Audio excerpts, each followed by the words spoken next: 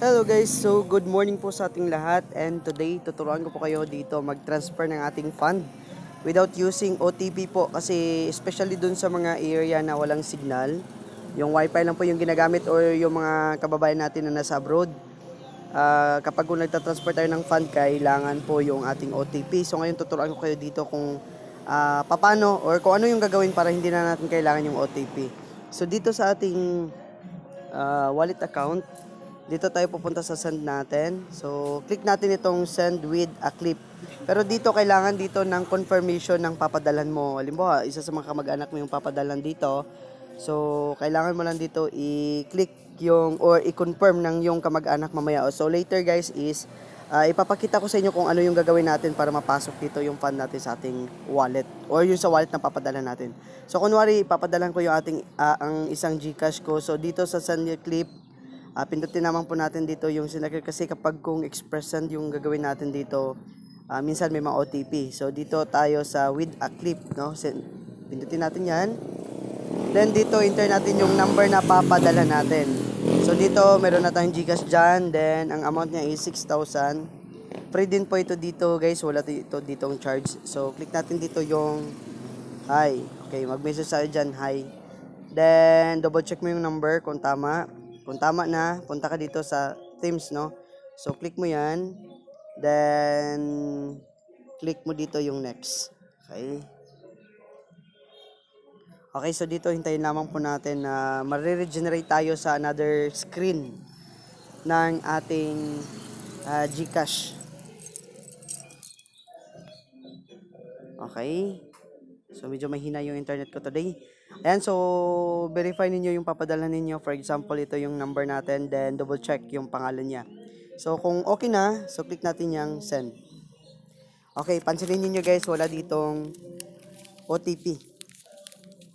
Ayan, so nakasend na tayo. So ngayon, ang gagawin natin, para makuha natin to sa another fund natin, no?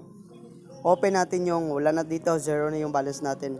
Open natin dito yung isang account natin sa GCash. Okay, kung paano natin i-claim.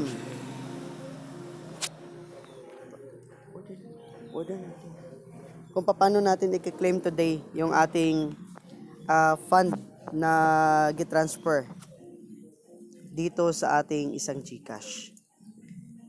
Okay, so kunwari ito na, yung total balance natin dito is nasa 6,471.84. So ang gawin naman po natin dito is pupunta tayo dito sa inbox natin. Kung kayo yung pinadalhan na gamit yung clip, so para makakuha nyo yung fund na pinadala sa inyo, instruct mo yung pinadalhan mo na ganito yung gagawin niya. So click itong inbox. Ayan, so dito sa inbox, meron siya ditong latest inbox, no? So ang gagawin niya dito is, i-click niya dito yung you just receive money with a clip, no? Ayan. So pag open niya yan, i-open mo tong clip na yan. Then, after niya ma-open ang clip na yan is, pipindutin niya ito ngayon yung claim money. Pero kung gusto niyang i-view yan, okay, kung i-view niya ito, pindutin niya yung claim money. Ayan, ayan. So, may na-receive na tayo na 6,000 pesos dito. Then, wala ka nang gagawin guys, kundi titingnan mo na ngayon sa balance mo kung pumasok nga ba yung 6,000 pesos na pinadala sa'yo.